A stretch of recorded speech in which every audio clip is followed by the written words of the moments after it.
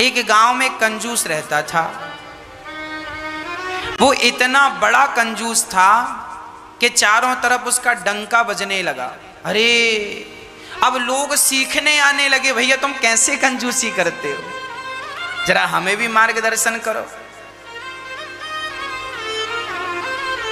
सारे लोग उससे कोचिंग लेने लगे कि कैसे तुम कंजूसी करते हो, हमें भी सिखाओ, हम तो पैसे बचा नहीं पाते और तुम बहुत बड़े कंजूस हो।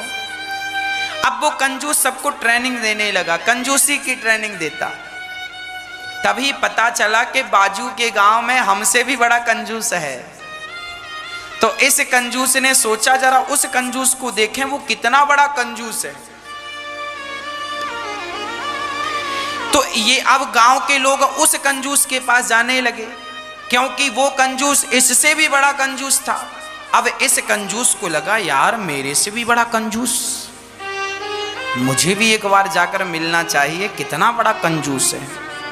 तो ये कंजूस भाई उस कंजूस से मिलने गए। एक कंजूस दूसरे कंजूस से मिलने गया, और जब मिलने गया तो इसको लगा यार खाली हाथ नहीं जाना चाहिए, कुछ लेकर जाएं। क्या लेकर जाएं?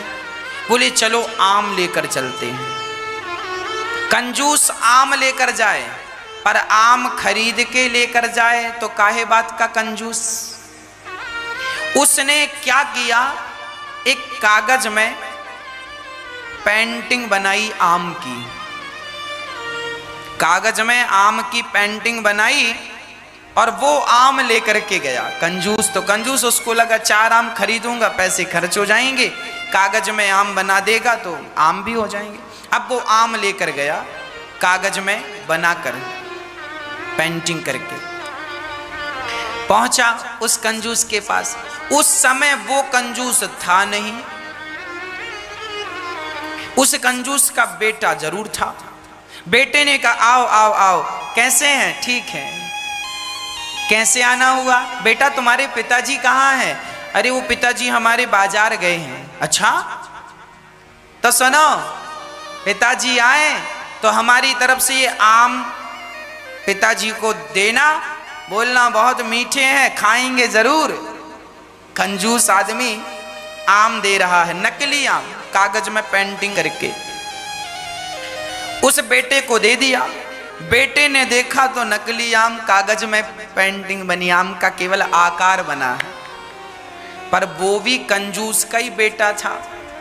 उसने कहा भैया सुनो, आपने इतना बड़ा तोहफा दिया है, 4 आम दिए हैं, हम तो खाएंगे इसे, पर सुनो आप हमारे घर आए हैं, हम भी आपको खाली हाथ नहीं भेजेंगे। अब वो भी कंजूस का बेटा था, उसने हवा में ही 4 आम बना दिए, बोले ले जाओ ये घर में खाना। उसने कागज में बनाया, इसने हवा में ही आम का आकार बना के दे दे, ले जाओ। अब वो गया, तब तक बाप आ गया। उसने बताया पिताजी वो दूसरे गांव के कंजूस आए थे और वो देखो ये कागज में आम बना कर दे गए। तो बोले मैंने भी उनको हवा में ऐसे आम बना के दे दिए। पिताजी ने एक थप्पड़ मारा जोर से, मूर्ख, उसने छोटे छोटे आम दिए तो तूने हवा में बड़े आम क्यों बनाए? छोटे छोटे क्यों नहीं बनाए, बड़े आम बना के दे दिए। ऐसे कंजूस। तो हम इतना कंजूस आपको नहीं चाहते कि आप बने। दान पुण्य धर्म कर्म तो दिल खोल के करना चाहिए, पर जो व्यर्थ के खर्चे हैं उन खर्चों से जरूर बचना चाहिए, जो बेकार खर्चे होते हैं आपके। जिन कपड़ों की जरूरत नहीं होती आप वो भी कपड़े खरीद लेते हैं, जिन जूतों की जरूरत नहीं होती वो जूते खरीद के ले आते हैं। सब प्रकार से पैसा बचाओ। स्त्रियों को 2 पैसे बचाने का सेंस होना चाहिए। अब पुरुषों की बात करूं, स्त्रियों के और भी गुण हैं। पति की आज्ञा का पालन करने वाली हो, मर्यादा में रहने वाली हो, कम बोलने वाली हो, जितना जरूरत है उतना ही बोले। ज्यादा बोलने वाली स्त्री ठीक नहीं है, ज्यादा बोलती है, बोलती जाती नॉन स्टॉप। ज्यादा बोलने वाला ना पुरुष अच्छा है ना तो स्त्री अच्छी है। लोग कहते हैं ना फलाने की बहू बहुत बोलती है, फलाने का बेटा बहुत बोलता, ज्यादा बोलना भी हानिकारक है। पुरुष कैसा हो? पुरुष को चाहिए कि वो अपनी पत्नी का, स्त्री का सम्मान करे और सब प्रकार से अपनी स्त्री को प्रसन्न रखे। पत्नी कोई गलती करे तो पति बात बात पर गलती पर ताने ना मारे, ऐसा पति होना चाहिए। पत्नी का ख्याल रखने वाला पति होना चाहिए, प्रेम करने वाला पति होना चाहिए।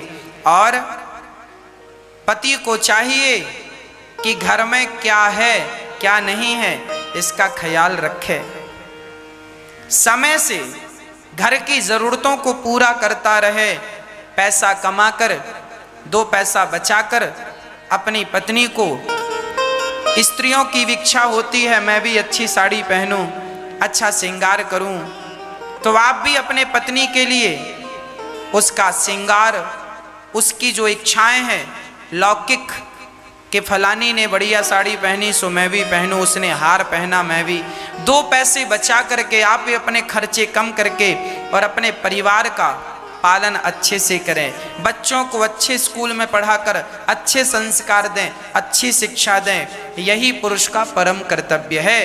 पुरुष को चाहिए कि वो सदा अपने परिवार को प्रसन्न रखे, हर हाल में, हर स्थिति में वो अपनी पत्नी को, अपने बच्चों को, अपनी माँ को, अपने पिता को सदा प्रसन्न रखे और पत्नी का अपमान ना करे, अनादर ना करे, उसे कभी गालियाँ ना दे, क्योंकि आप पत्नी को गाली देंगे तो वो गाली पत्नी को नहीं, स्त्री को लक्ष्मी कहा गया है, आप गाली देंगे तो लक्ष्मी माता नाराज हो जाएंगी। इसलिए पुरुष पत्नी की बातों का ध्यान दे, जो हमने बताया, पुरुष अपने कर्तव्य का निर्वहन करे और स्त्रियां अपने कर्तव्य का निर्वहन करें, फिर आपका गृहस्थ जीवन आनंद से गुजरेगा, किसी से किसी को कोई शिकायत नहीं होगी, जीवन में आनंद ही आनंद होगा।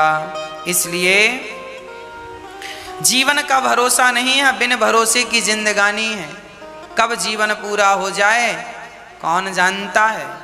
इसलिए जरा प्यार से रहा करो, बुलावा कभी भी आ सकता है, हमारा आपका जाना पड़ेगा ना। जब आदमी चला जाता है, जब स्त्री चली जाती है, तब उसकी वैल्यू पता चलती है। जो संबंध हमारे बीच में होते हैं हमें उन संबंधों का एहसास नहीं होता, उन संबंधों की वैल्यू पता नहीं होती, कीमत पता नहीं होती। और जब वो रिश्ता हमसे दूर चला हो जाता है, पति पत्नी में से कोई एक बिछड़ जाता है या बिछड़ जाती है, तब पता चलता है कि उस व्यक्ति की कीमत क्या थी। इसलिए मरने के बाद कीमत समझ में आई तो क्या समझ में आया? अरे जीते जी इंसान की कीमत समझ लो, स्त्री की वैल्यू कर लो, पुरुष की कीमत समझ लो। एक नारायण की शरण में चला जाए, एक बार कह दे कोई कि कृष्ण मेरे हैं, बस मैं कृष्ण का हूं, कृष्ण मेरे। भगवान ने गोवर्धन को उठाकर कहा, जिस गोवर्धन से हमारी गायों का पालन होता है, गाय बढ़िया खाती है, हमें दूध देती है, ऐसे गोवर्धन का पूजन करें। और गोवर्धन का पूजन करके गायों का वर्धन भगवान श्री कृष्ण ने किया। भगवान गायों के पुजारी हैं, हम सभी को भी गाय की सेवा करनी चाहिए। गाय के रोम रोम में अनेक देवी देवताओं का वास है, गाय में स्वयं भगवान का वास है। गाय की एक परिक्रमा करने मात्र से 4 धाम की परिक्रमा करने का अब फल मिल जाता है। इसलिए गौ माता की सेवा हम सभी सनातन धर्मियों को बड़ी श्रद्धा से करनी चाहिए। गाय का दूध अमृत है, गाय का घी अमृत है, गाय का मूत्र अमृत है, गाय का मक्खन दही छाछ सब अमृत ही है। इसलिए गाय की सेवा हम सभी को करनी चाहिए। आप लोग घर में गाय पालें तो आपको शुद्ध दूध, शुद्ध घी, शुद्ध दही मिले, बाजार के भरोसे आप ना रहें। सुख सुविधाओं के पीछे भाग रहा है, आपको पता है कि आप बढ़िया सा खा भी नहीं पाते, शुद्धता के लिए लोग तरस रहे हैं, आलीशान घर लोग बनवा लेते हैं। पर कभी विचार करते हो कि खाने में जो दूध आप खा रहे हो, दूध पी रहे हो, क्या वो शुद्ध दूध है, इसकी गारंटी कौन लेगा? कौन ये कहेगा कि ये दूध जो आप पी रहे हो वो शुद्ध है? क्यों विश्वास करो किसी पर? हम कहते हैं भगवान पर विश्वास करो, तो आपको भगवान पर विश्वास नहीं होता, और दूध लेकर के आते हो, उस दूध वाले पे विश्वास है। इसलिए कहता हूं आप खुद गाय पालो। आप थोड़ा घर छोटा बना लो चलेगा, पर गाय पालोगे तो शुद्ध दूध मिलेगा, शुद्ध घी मिलेगा। जब शुद्ध दूध घी खाएंगे तो स्वास्थ्य अच्छा रहेगा। पहले के लोग डॉक्टरों के पास थोड़ी जाते थे, बीमार पड़ते ही नहीं थे पहले के लोग। क्यों? क्योंकि पहले का खान पान शुद्ध था। आज लोगों ने अपनी जिंदगी को लग्जरी बनाने के चक्कर में, ऐशो आराम के चक्कर में व्यक्ति और कमजोर पड़ गया है, कमजोर पड़ गया है। स्ट्रांग बनिए, मजबूत बनिए, उसके लिए गाय का दूध चाहिए। गाय, डॉक्टर कहते हैं गाय का दूध संपूर्ण आहार है। आप 2 गिलास दूध पी लीजिए, 4 गिलास दूध पी लीजिए, आपको भोजन करने की जरूरत नहीं है। जो एनर्जी भोजन से मिलेगी वही 4 गिलास दूध पिएंगे, दिन भर के लिए फ्री हो जाएंगे। ऐसा है कि दूध घी खाते रहोगे तो हृष्ट पुष्ट बने रहोगे। तो गाय जब तक नहीं पालोगे तो काम नहीं बने। इसलिए गौ माता का पालन कीजिए। पहली रोटी गाय को खिलाइए, गाय को पानी पिलाइए। जब गाय को पालेंगे, गाय की सेवा करेंगे, तो गाय की सेवा करने का पुण्य भी मिलेगा, दूध घी भी मिलेगा, सब तरफ से आनंद ही आनंद कुल मिला के। गाय का गोबर लक्ष्मी का, गाय के गोबर में लक्ष्मी का वास है, गोबर में। इसलिए सब प्रकार से गाय कल्याण करती है। चमड़ी का कोई रोग हो जाए, उसमें गौमूत्र से स्नान करने से चमड़ी का रोग ठीक हो जाता है। बड़े से बड़े कैंसर का रोग भी है तो गौमूत्र पीने से आपका कैंसर का रोग ठीक हो जाता है।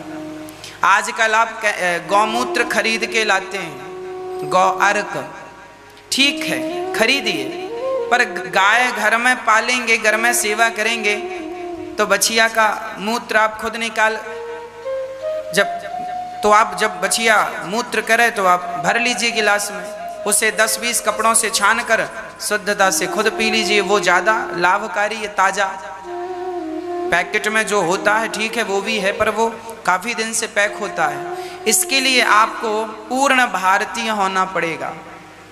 भारत की परंपरा यही है, घर में गाय हो, गोविंद हृदय में हो, और फिर देखो जीवन का आनंद। इसलिए भगवान श्री कृष्ण 9 लाख गैया रखते थे और सारी गायों की सेवा पूजा अच्छे से करते थे। गोवर्धन की पूजा भगवान ने कराई। इसलिए ये दास अनिरुद्ध भी गौ सेवा करता है, गौ माता का पूजन, गौ माता की सेवा। रोज हम गायों को रोटी खिलाने जाते हैं, रोज हम गौ माता का दर्शन करने जाते हैं। गौरी गोपाल गौशाला में गौ माता है। आप यदि घर पे गौ माता नहीं रख सकते तो आप गौरी गोपाल गौशाला में गौ माता रख सकते हैं अपनी, और एक रोटी जीवन भर गायों को देने का संकल्प ले सकते हैं। आप भी गौदान कर सकते हैं। गाय की सेवा किसी भी प्रकार से होनी चाहिए, गाय का संवर्धन होना चाहिए। गौ माता की सेवा यदि आप और हम करेंगे तब सब कल्याणकारी होगा। इसलिए गायों की सेवा आप सभी करें, हम सभी करें। आप भी गौदान कर सकते हैं, गौ माता की सेवा कर सकते हैं। किसी भी प्रकार से, किसी भी भांति आपके घर से गाय के नाम का ग्रास निकलना ही चाहिए, गौ माता के नाम की रोटी निकलनी चाहिए। तो यहाँ आप गौ माता की एक रोटी का संकल्प ले सकते हैं। भगवान श्री कृष्ण गोवर्धन उठाकर कहना चाहते हैं कि देखो, यदि भक्तों पर संकट आएगा तो भक्तों की रक्षा के लिए मैं पहाड़ भी उठाने को तैयार हूं। और भगवान एक उंगली से पहाड़ उठा लेते हैं, गोवर्धन स्थापित करते हैं। एक दिन नंद बाबा को वरुण देवता लेकर चले गए। तब भगवान श्री कृष्ण वरुण लोक गए और नंद बाबा को छोड़ा करके लाए। कहा नंद बाबा ने ढिंडोरा पीट दिया, सुनो हमारा कृष्ण तो भगवान है, याकू तो बड़े बड़े वरुण देव भी याकू प्रणाम करें। अब ब्रजवासी बोले, च्योरे लाला सच्ची बताइयो तू भगवान है का? कन्हैया बोले, अच्छा मैं भगवान होऊंगो तो बोल करेगो का? लाला करेंगे कछु ना, बस एक इच्छा है कि तेरे बैकुंठ को दर्शन करनो है, एक बार अपने बैकुंठ को दर्शन कराए दे। अच्छा बैकुंठ जानो चाहो? हाँ ठीक है, आंख बंद करो। ब्रह्म कुंड वृंदावन में ब्रह्म कुंड है, रंगनाथ भगवान के मंदिर के पास ब्रह्म कुंड। ये वही कुंड है जो ब्रह्मा जी की आंखों के जल से वो कुंड भर गया था भगवान की स्तुति करते करते, और भगवान उसी ब्रह्म कुंड में ब्रजवासियों को गोता लगवाते हैं और सारे ब्रजवासी बैकुंठ पहुंच जाते हैं। बैकुंठ से भी ज्यादा ब्रजवासियों ने देखा, ब्रजवासियों ने वृंदावन को तो देख ही रखा था, पर जब बैकुंठ को देखा तो बैकुंठ वृंदावन के सामने तो बैकुंठ बिल्कुल फीका फीका लगा। कोई अर्थ नहीं बैकुंठ में जाने। ब्रजवासी बोले, लाला हमें बैकुंठ ना चाहिए, हमें तो वृंदावन चाहिए। वृंदावन सो वन नहीं, नंदगाम सो गांव, बंसी बट सो बट नहीं, कृष्ण नाम सो नाम। वृंदावन जैसा कुछ नहीं है, बस वृंदावन तो वृंदावन है। भगवान का हृदय, भगवान की हृदय स्थली वृंदावन है, भगवान का हृदय वृंदावन है। ये वृंदावन तो जब तीर्थों का राजा प्रयाग को बनाया गया तो तीर्थराज प्रयाग ने सारे तीर्थों को बुलाया, सारे तीर्थ गए पर वृंदावन नहीं आया। तो तीर्थराज प्रयाग ने भगवान से शिकायत की, प्रभु सारे तीर्थ आए हैं पर वृंदावन नहीं आया। भगवान ने कहा, सुनो प्रयाग, हमने तुम्हें तीर्थों का राजा बनाया है, अपने घर का राजा नहीं बनाया। ये वृंदावन तीर्थ नहीं है, ये तो हमारा घर है। इसलिए वृंदावन जैसा कुछ नहीं, वृंदावन तो ठाकुर जी का घर है। कहीं भगवान मिले ना मिले, पर वृंदावन में तो ठाकुर जी अहरनिश हैं। जैसे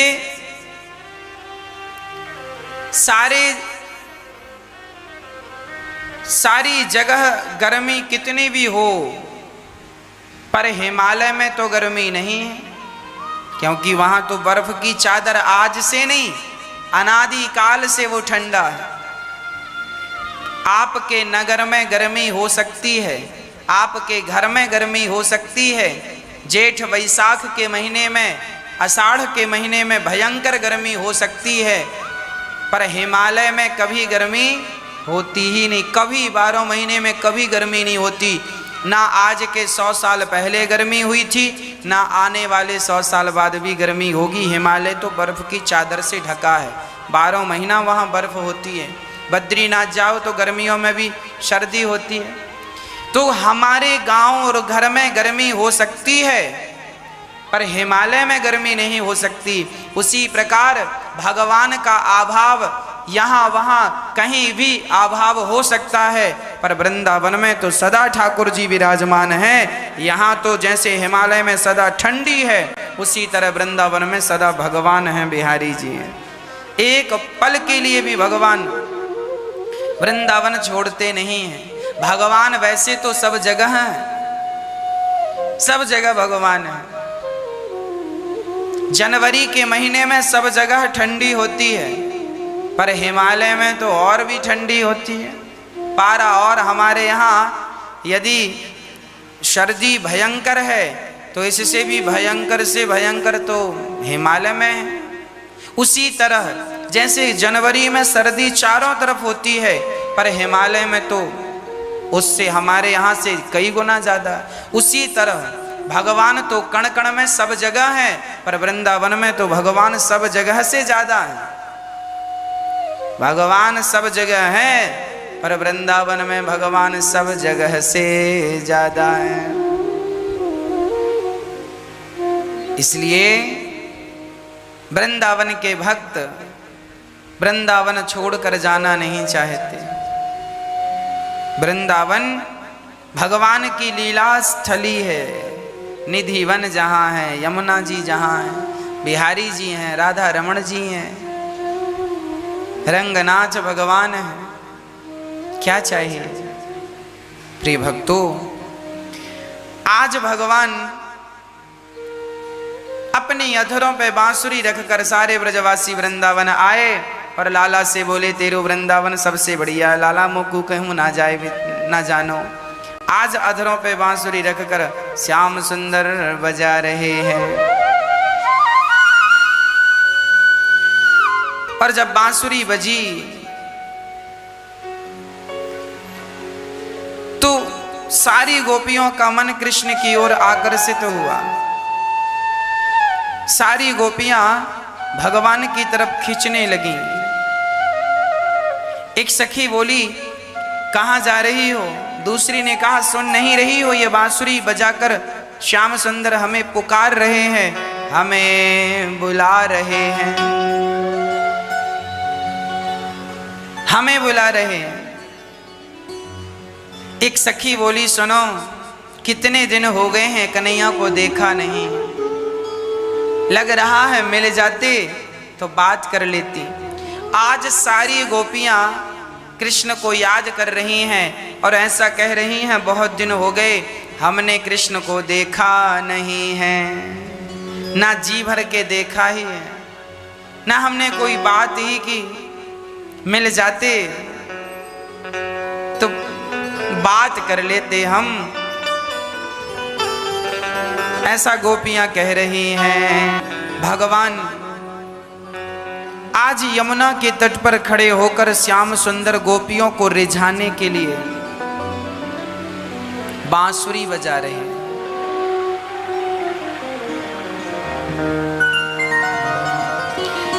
सारी गोपियां अपने शाम का वक्त था, काम कर रही थी और भगवान गोपियों को बुलाने के लिए सुंदर सी बांसुरी बजा रहे थे।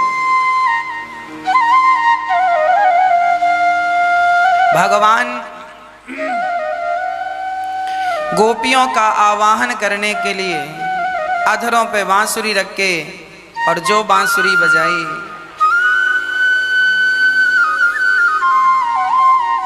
सारी गोपियां अपने अपने काम में व्यस्त थीं, पर बांसुरी जब सुनाई पड़ी तब गोपियां सारा काम छोड़ छोड़ कर निशम्य गीतम स्वागतम। आज भगवान ने उस रात्रि का आश्रय लिया। शरदोत्फुल्य मल्लिका भगवान पिता रात्रि। आज भगवान ने उस रात्रि को चुना, शरद पूर्णिमा की रात थी। आज भगवान का मन गोपियों के साथ रमण अर्थात रास रचाने का मन, अर्थात जीवात्मा और परमात्मा के मिलन का मन हुआ। भगवान ने गोपियों को बुलाया। भगवान ने राधा रानी का आश्रय लिया, योग माया मुपाश्रिता। सारी गोपियां काम कर रही थी, व्यस्त थी। तभी भगवान श्री कृष्ण ने जब बांसुरी बजाई और गोपियों का आवाहन किया, सारी गोपियां काम छोड़ छोड़ कर, सारा काम छोड़ छोड़ गोपियां कृष्ण की ओर बढ़ने लगी। कृष्ण कृष्ण कृष्ण। दोहंत्यो भी अयोह काश्चित दोहम हित्वा समुत्सुका। एक सखी गाय दोह रही थी कि बांसुरी सुनाई पड़ी, गाय को वहीं छोड़ा, पात्र को, दूध के बर्तन को वहीं छोड़ा और दौड़ पड़ी श्री कृष्ण से मिलने के लिए। एक सखी आंखों में काजल लगा रही थी और बांसुरी सुनाई पड़ी, सब कुछ छोड़कर दौड़ पड़ी कृष्ण से मिलने के लिए। कृष्ण से मिलने की उत्कंठा भी गोपियों की ऐसी थी कि काम में मन ही नहीं लगता था।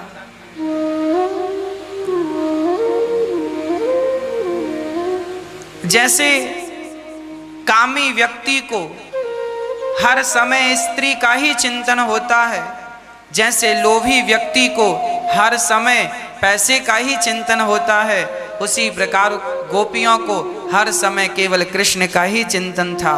काम ही नारी पियारे जिमी लोभहि के प्रिय दाम, तिमि रघुनाथ निरंतर प्रिय लागे मोहि राम। भगवान का चिंतन गोपियों को वैसे ही था। अहरनिश काम कर रही हैं गाय दोहने का, पर चिंतन भगवान का। ऐसी गोपियों को ना मंदिर जाने की जरूरत नहीं है, चिंतन हो भगवान का। आपका शरीर कहीं भी हो, क्या फर्क पड़ता है।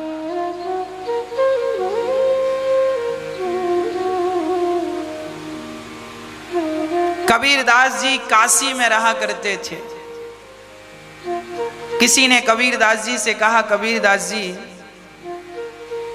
जब आपकी मृत्यु होगी तो आप कहाँ मरना पसंद करोगे, काशी में मरोगे या काशी के बाहर। कबीरदास जी ने हंसते हुए कहा, काशी में ही यदि मर गया तो राम नाम की महिमा कैसी है। अरे काशी में तो पापी भी मर जाए तो उसका उद्धार हो ही जाता है।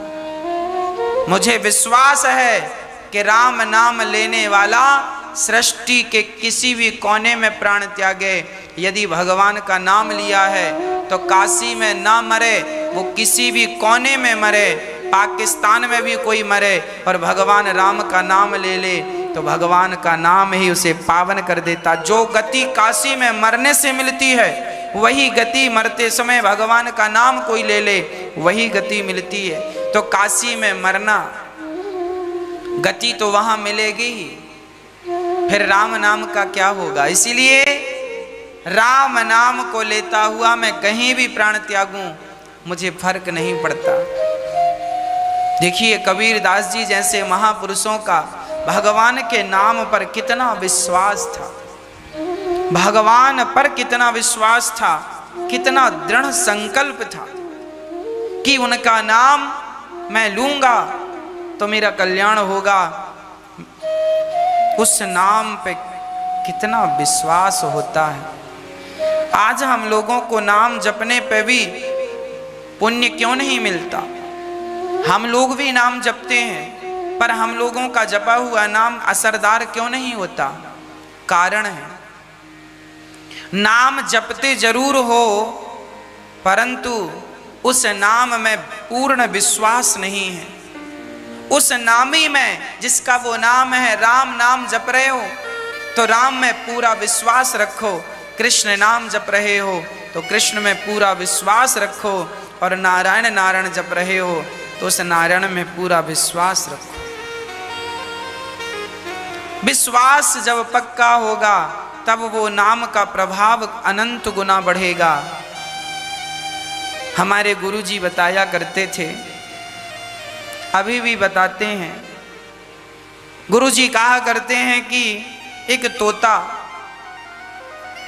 उसे आप राम राम रटाओ, तोता राम राम राम राम रटता जरूर है पर तोता दिन भर राम राम बोलता है, पर जब बिल्ली उस तोते पर झपट्टा मारती है ना तो तोता राम राम नहीं बोलता, टें टें करके मर जाता है। तोता जीवन भर राम राम बोलेगा पर जब बिल्ली झपट्टा मारेगी तो वो राम राम भूल जाएगा और अपनी भाषा में टें टें ही करेगा। अर्थ क्या निकला। हम लोगों की भी यही दुर्दशा है। हम लोग भी राम राम जपते हैं, कृष्ण कृष्ण जपते हैं, परंतु जब विश्वास की जरूरत पड़ती है, जीवन में हमारे कोई संकट आता है तो हम लोग कहते हैं अरे नाम जपा तो था, क्या मिला। मतलब तुम्हारा विश्वास 2 कौड़ी का था, टूट गया। अरे विश्वास कच्चे धागे की माला की तरह ना हो, विश्वास तो मोटे रस्से की तरह हो, कितना भी कोई खींचे पर टूटे ही ना। विश्वास मजबूत होना चाहिए। कुएं से पानी निकालने के लिए जो बाल्टी होती है, उस बाल्टी में जो रस्सी बंधी होती है, वो रस्सी यदि कच्ची होगी तो बाल्टी बीच में ही टूट जाएगी। इसलिए उस रस्सी का पक्का होना जरूरी है। याद रखना मेरी माँ, रस्सी पक्की ना हो तो कुएं से गिलास भर पानी भी नहीं निकलता। रस्सी पक्की ना हो तो कुएं से गिलास भर पानी भी नहीं निकलता। तो तुम्हारा विश्वास यदि पक्का नहीं है, विश्वास कच्चा है, तो तुम पर भगवान की कृपा कैसे होगी। इसलिए उस कृपा को प्राप्त करना है तो भगवान पे अटूट विश्वास हो, दृढ़ विश्वास हो। मंत्र जाप मम दृढ़ विश्वासा, पंचम भजन सुवेद प्रकाशा। अटल विश्वास। प्रिय भक्तों, भगवान आज अपनी गोपियों को देख रहे हैं। गोपियां सारा काम छोड़ छोड़ करके केवल कृष्ण की ओर बढ़ रही हैं। हम भी यही सीखें कि हम भी अपने कामों से वक्त निकालकर, समय निकालकर और भगवान का स्मरण करें। इसी में सार है। सारी गोपियां जब आईं तब भगवान ने स्वागत किया। स्वागतं वो महाभागा, प्रियं किं करवाणि वः, ब्रजस्या नामयं कश्चित् ब्रूता गमन कारणम्। भगवान स्वागतम, वो गोपियों का भगवान ने आओ आओ आओ सखियों। सारी गोपियां अपने काम धाम छोड़कर आई। एक सखी तो बच्चा छोड़कर आ गई, एक सखी आंखों का काजल, एक दूध छोड़ करके आ गई, चूल्हे पे पक रहा था, एक भोजन छोड़कर आई, एक पति को, एक सब छोड़ छोड़ के कृष्ण से मिलने आई। एक बात स्पष्ट है यहाँ पर कि भगवान से मिलना हो तो त्याग होना जरूरी है। आपके अंदर जितना त्याग होगा आप ईश्वर के उतने ही करीब होंगे। इसलिए त्याग जरूरी है। सारी गोपियां आईं, भगवान ने कहा देवियों आओ, ये बताओ कि आने का उद्देश्य क्या है, यहाँ क्यों आई हो। गोपियों ने कहा कन्हैया अभी अभी तो आप यही बांसुरी बजा के हमें बुला रहे थे। कन्हैया ने कहा हमने नहीं बुलाया, हम तो अपनी बांसुरी बजा रहे हैं, हम थोड़ी बुलाए हैं। तुम आ गई और सुनो, आई हो तो जाओ, जाओ वापस। गोपियां बोली श्याम सुंदर, आपको पा लेने के बाद, आपको प्राप्त कर लेने के बाद भी क्या संसार में जाना पड़ता है। भगवान बोले देखो, मुझे पा लेने के बाद संसार में जाना नहीं पड़ता, परंतु यदि कोई इच्छा हो आपकी संसार की तो उस इच्छा को पूरी करने के लिए संसार में वापस आना पड़ता है। आपको मैं बताऊं भक्तों, आपके अंदर यदि कोई भी इच्छा है, एक रत्ती इतनी सी भी इच्छा है, तो आपको फिर संसार का दोबारा चक्कर लगाना पड़ेगा। इसलिए मरने के पहले अपनी सारी इच्छाओं को बिल्कुल समाप्त कर दीजिएगा। भगवान गोपियों से कहते हैं अपने अपने घर जाओ। गोपियां बोली श्याम सुंदर, अब तो आपके चरणों में ही हमारा घर है, आपके चरणों में ही हमारा ठिकाना, अब हम नहीं जाएंगी आपको छोड़कर। आपके लिए ही हमने इतने व्रत उपवास किए, इतना धर्म निभाया आपके लिए, और आप मिल गए तो आपको छोड़कर चली जाएं ना। हम नहीं छोड़ सकते, नहीं छोड़ सकते। हर हाल में गोपियां भगवान से कहती हैं नाथ अब हम आपको छोड़कर नहीं जाएं। तब भगवान ने यहाँ गोपियों को एक धर्म की बात कह दी। देखो देवियों, पति कैसा भी हो, स्त्री को आज भगवान गोपियों को पातिव्रत धर्म का उपदेश कर रहे हैं। पति कैसा भी हो, स्त्री को कभी भी अपने पति का त्याग नहीं करना चाहिए। पति अंधा हो, लंगड़ा हो, बहरा हो, कोई फर्क नहीं पड़ता कि पति अंधा है, कभी भी पति का त्याग नहीं करना चाहिए।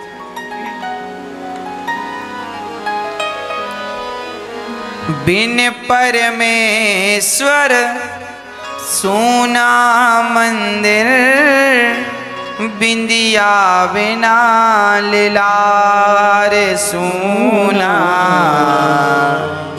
पति बिना संसार।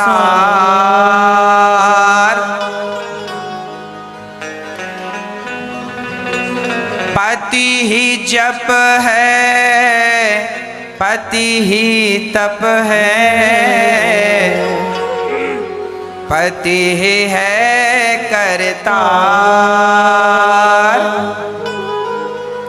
पति से ही पत इस तन की है, पति बिन विपत्ति हजार सोना, पति बिना संसार। भगवान कह रहे हैं देवियों, कभी भी अपने पति का त्याग ना करो। पति कैसा भी हो, स्त्री का धर्म है कि वो अपने अंधा पति हो, बहरा पति हो, लंगड़ा हो, कैसा भी हो, अपने पति की सेवा करे। पति ही जप है, पति ही तप है, पति ही है करतार। पति से ही पत इस तन की है, पति बिन विपत्ति हजार सोना, पति बिना संसार। पति ही जप है, पति ही तप। हमारे शास्त्र कहते हैं कि नारी को यहाँ वहाँ भटकने की जरूरत नहीं है। तुम पति में ही लग जाओ, पति की सेवा में लग जाओ, काम बन जाएगा। एक पति व्रत रहे जगत में, सब व्रत है बेकार। बिन पति व्रत के नारी का तो जीवन है बेकार। सोना पति बिना संसार।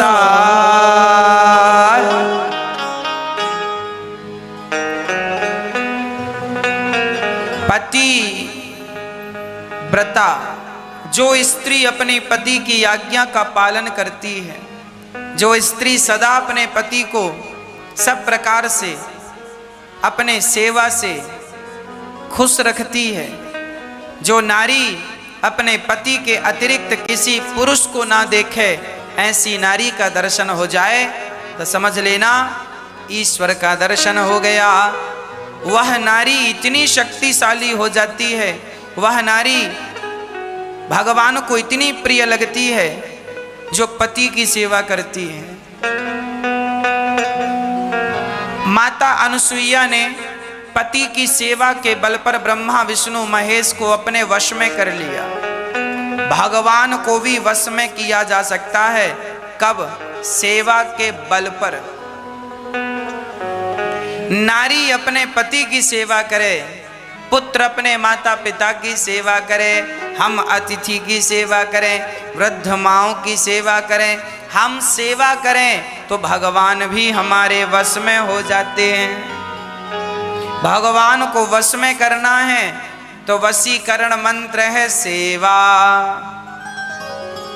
सेवा से भगवान वश में हो जाते हैं। इसलिए पति को, पत्नी को चाहिए कि पति की सेवा करे। क्या समझकर सेवा करे? पति ही ब्रह्मा, पति ही विष्णु, पति नरवदाधार। जिस नारी ने पति को पाया उसकी नैया पार। सुना पति बिना संसार।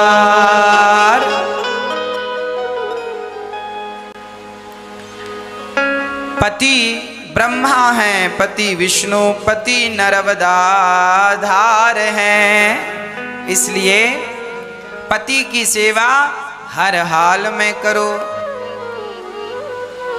आज हम देखते हैं बहुत सारी स्त्रियां अपने पति का सम्मान नहीं करती, पति का आदर नहीं करती, पति का मजाक उड़ाती हैं।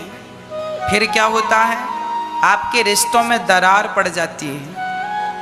बहुत सारे पुरुषों को देखते हैं अपनी स्त्री का सम्मान नहीं करते, अपनी पत्नी का मजाक उड़ाते हैं, अपनी पत्नी का अपमान करते रहते हैं। ऐसे में रिश्तों में दरार पड़ जाती है। जितनी जरूरत पत्नी को होती है पति की, उतनी ही जरूरत पति को भी होती है पत्नी की। ये पति पत्नी एक दूसरे के पूरक हैं। जितना सम्मान पत्नी करती है पति का, उतना ही सम्मान पुरुष को भी करना चाहिए अपनी अर्धांगिनी पत्नी का। पत्नी प्रसन्न होती है तो घर में देवी और देवताओं का वास होता है, आनंद होता है। और पत्नी दुखी है तो अन्नपूर्णा भी नाराज हो जाती है। इसलिए हर स्थिति में पत्नी और पति दोनों प्रसन्न रहें। पति नाराज हो जाए तो पत्नी उसे मनाए, और पत्नी नाराज हो जाए तो पति उसे मनाए। मना लो एक दूसरे को, यही जिंदगी है। हंसते मुस्कुराते अपनी जिंदगी व्यतीत कर दो। पता नहीं कौन सा दिन जीवन का आखिरी दिन हो जाए और कौन सी रात जिंदगी की आखिरी रात हो जाए। इसलिए मिलजुल करके प्रेम से, नफरत ना हो, घृणा ना हो, सिर्फ प्रेम हो, सिर्फ प्रेम। भरोसा तो कल का भी नहीं है। इसलिए पति पत्नी दोनों एक दूसरे के लिए समर्पित हों। और पुरुष का धर्म क्या है और स्त्री का धर्म क्या है, सुनिएगा। अब मैं आपको धर्म की बात बताऊं। स्त्री कैसी होनी चाहिए और पुरुष कैसा होना चाहिए। आपकी पत्नी कैसी होनी चाहिए और आपका पति कैसा होना चाहिए, इस विषय में थोड़ी थोड़ी देर चर्चा करके कथा में आ जाऊंगा। क्योंकि ये बातें भी आपके जीवन से जुड़ी हैं, इसलिए इन पर थोड़ा सा प्रकाश डालना जरूरी है। पत्नी कैसी हो? पत्नी वही पत्नी सबसे अच्छी है। आप टीवी खरीदने जाएंगे, एसी खरीदने जाएंगे, तो आप सबसे पहले यही तो पूछते हैं दुकानदार से, भैया इसमें बिजली कम लगती है कि नहीं, कूलिंग ज़्यादा होती है कि नहीं, क्या अच्छाई है जरा बताओ। फिर वो बताता है कि इसमें ये है, ये है, ये है, ये। तो अच्छी क्वालिटी की जो गाड़ी है, एसी है, कूलर है, अच्छी क्वालिटी के फीचर कुछ ज़्यादा होते हैं, उसी का पैसा होता है। तो अच्छी क्वालिटी की पत्नी कैसी होगी वो जरा सुनिएगा। अच्छी क्वालिटी की पत्नी जो होगी वो अपने गृहस्थी, अपनी सास, अपने ससुर, अपने पति, अपना परिवार सबको लेकर के चलेगी। सबको लेकर के चलने की जो बात करे वो सबसे अच्छी पत्नी है। जो घर में कभी फूट डालने का प्रयास ना करे और फूट डली हो तो उस फूट को एकता में तब्दील कर दे, घर को तोड़ने वाली नहीं, घर को जोड़ने वाली हो। किसी ने कुछ कह दिया तो छोटी छोटी, कई बार घरों में इतनी सी कोई बात कह देना, जैसे सास कह दे बहू को, इतनी सी बात कह दे, माना कि आज सास ने बहू को डांट दिया तो बहू मुंह फुला के बैठ जाएगी क्योंकि सास ने डांटा, और फिर वो अपने पति से कुछ का कुछ कहेगी। सास ने इतना सा कहा है और वो अपने पति से इतनी बात बताएगी ताकि पति उसके पक्ष में बोले। पति तो आपका है, अपनी बातों से उसे पक्ष में करने की जरूरत नहीं है। किसी भी प्रकार से घर में विवाद ना हो, ये स्त्री की जिम्मेदारी है। विवाद बिल्कुल ना हो। यदि सास ने कुछ कह दिया तो आपको चाहिए कि मां है, कह दिया सो कह दिया। जब बहुत बड़ी बात हो तब जाकर अपने पति से बताओ। छोटी छोटी बात अपने पति से ना बताया करो कि सास ने ये कह दिया, ननद ने ये कह दिया, जेठानी ने ये कह दिया। अरे कह दिया सो तुम निपटो सुलझो, पति को क्यों उलझाती हो? पति क्या करेगा? छोटी छोटी बातों को वहां ही समाप्त कर दो। माना कि आपकी जेठानी ने कुछ गलत कह दिया ना, कोई बात नहीं, उसका स्वभाव वैसा है, कह दिया। अब आप थोड़ा सा गंभीर बन जाओ, उसकी बात भूल जाओ और अपने पति, आपके पति ऑफिस से आए हैं, पता नहीं कितना टेंशन उनके दिमाग में होगा।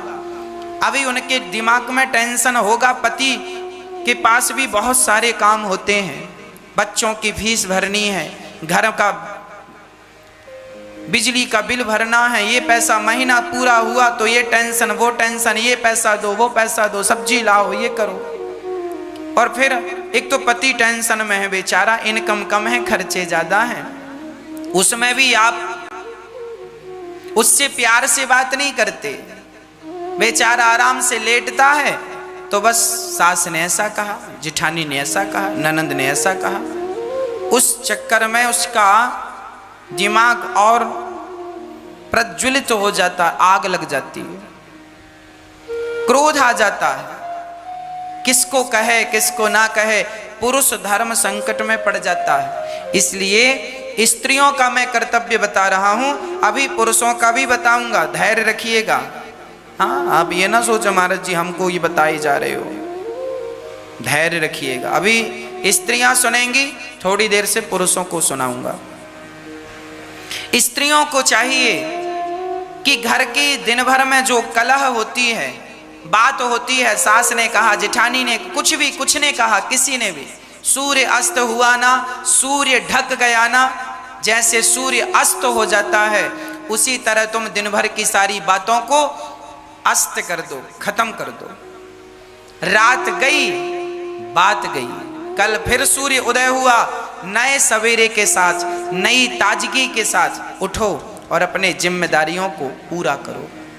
पहली बात, स्त्रियां अपने पति से छोटी छोटी बात ना कहें, टेंशन ना दें पति को। कोई बड़ी बात हो, कोई गंभीर मुद्दा हो तो उस पर डिस्कस किया जाना चाहिए, ये बिल्कुल सत्य है। सास जेठानी ननद की बातों को तो तुरंत भूल जाना चाहिए, इसी से हम सबकी भलाई है। ये मुद्दे 1 लाख साल पहले भी जिंदा थे, ये मुद्दे आज भी जिंदा हैं, सास बहू ननद भौजाई देवरानी जेठानी के, और 1000 साल बाद भी ये मुद्दे जिंदा रहेंगे। इसलिए इनको तो भूल जाने में ही फायदा है। भारत में शायद ऐसा कोई घर होगा जिस घर में सास बहू का, देवरानी जेठानी का, ननद भौजाई का झगड़ा ना होता।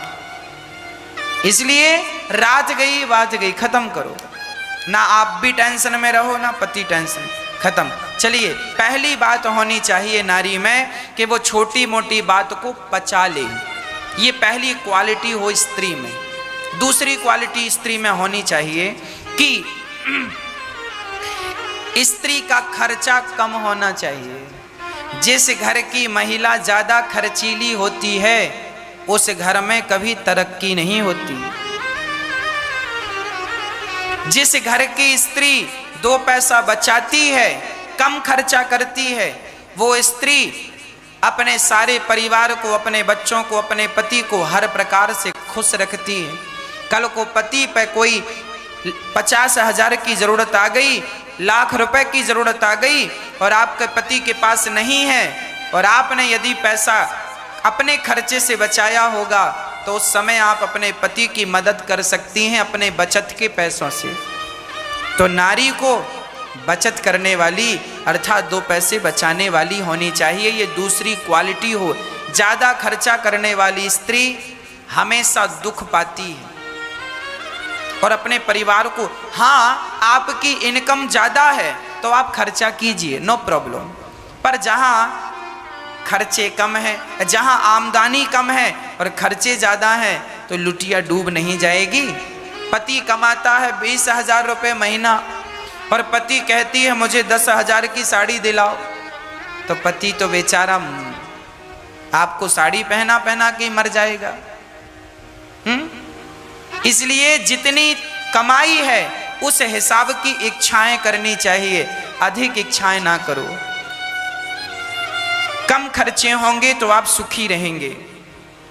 जीवन में कब बुलावा आ जाए कोई नहीं जानता ना, इसलिए हर रिश्तों को अच्छे से जिया करो। प्रिय भक्तों, सारी गोपियां आई, भगवान ने सबका स्वागत किया, कहा पति की सेवा किया करो। गोपियों ने कहा आप ही हमारे पति हैं। तब भगवान गोपियों के संग रास रचाने लगे आनंद के साथ। और जब रास रचाने लगे, गोपियों के तरफ भगवान बढ़ने लगे। कभी गोपियों की पायल पहनाते हैं, कभी गोपियों के बालों में गजरा लगाते हैं, तो कभी गोपियों की आंखों में कोई कचरा चला जाता है तो भगवान फूंकते हैं, और कभी गोपियों के बालों में भगवान चोटियां करते हैं, कभी भगवान उनके कंधे पे अपना सिर रख के बात करते हैं, कभी गोपी के कंधे पे हाथ रख के भगवान बांसुरी बजाने लगते हैं। ऐसी लीला चली ही थी कि थोड़ी देर में गोपियों को अहंकार आने लगा। आहा, देखो तो मैं कितनी सुंदर हूं। इतनी सुंदर ना होती, अब गोपियों को क्या लगने लगा, कृष्ण हमारे पीछे पीछे घूम रहे हैं, मतलब हम में कोई बात है।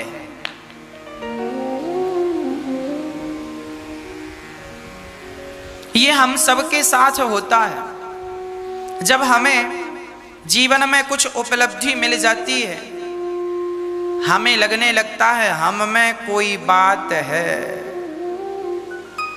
और मैं आपको निवेदन कर दूं हाथ जोड़कर,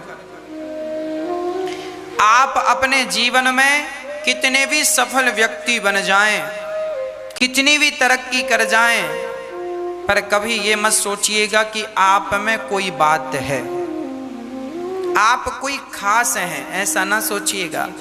आप ये सोचिएगा कि आपने किसी जन्म में बहुत सारे पुण्य किए हैं और उसी पुण्य का परिणाम ईश्वर आपको दे रहे हैं।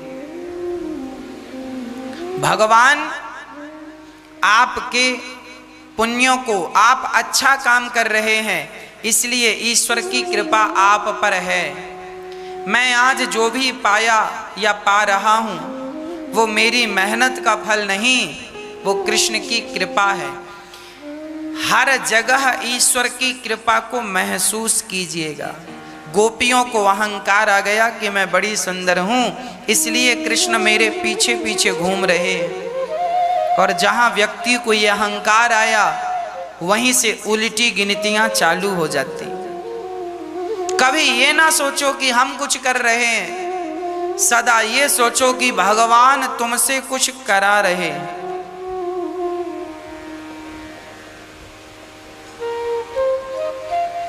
जब गोपियों को अहंकार आया तो भगवान गोपियों के मध्य से अंतर्धान हो गए, छोड़कर चले गए। सारी गोपियां तड़पने लगीं, जैसे मछली पानी के लिए तड़पती है, जैसे आग में फंसा हुआ व्यक्ति जिंदगी बचाने के लिए तड़पता है, जैसे पानी में डूबता हुआ व्यक्ति जिंदगी के लिए तड़पता है, उसी तरह गोपियां कृष्ण के लिए तड़पने लगी। चारों तरफ गोपियां, हे यमुना तुम ही बताओ मेरे कृष्ण कहाँ गए हैं।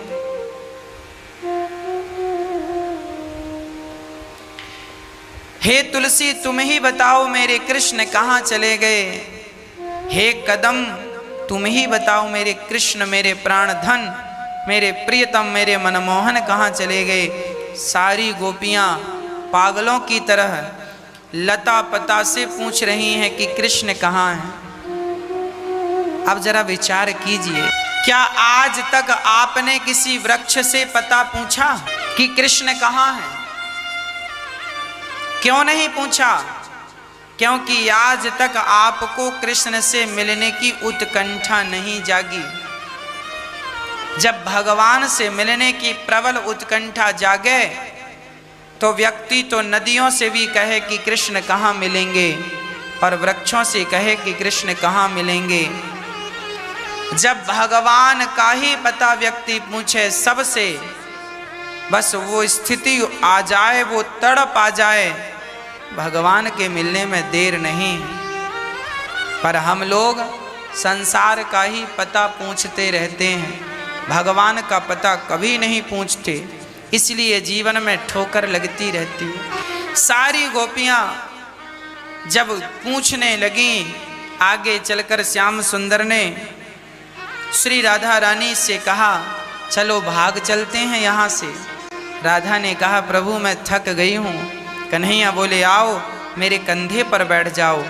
श्याम सुंदर जैसे झुके, राधा रानी कंधे पर बैठने लगी, उसी क्षण भगवान अंतर्धान हो गए श्री राधा रानी को छोड़कर। जब गोपियाँ ढूंढती भाई कृष्ण के पास आईं और राधा जी के पास आईं, राधा जी तो कृष्ण के वियोग में हा कृष्ण, हा प्राण धन, हा प्राण प्यारे, हे मनमोहन। आज पूज्य श्री अनिरुद्धाचार्य जी महाराज ने हम सभी लोगों को बहुत ही उत्तम एवं शिक्षाप्रद कथा सुनाई है। आशा करता हूँ कि इस शिक्षाप्रद कथा से हम सभी लोग कुछ न कुछ शिक्षा अवश्य ग्रहण करेंगे और अपने जीवन को सुखी और सात्विक बनाने का प्रयास करेंगे।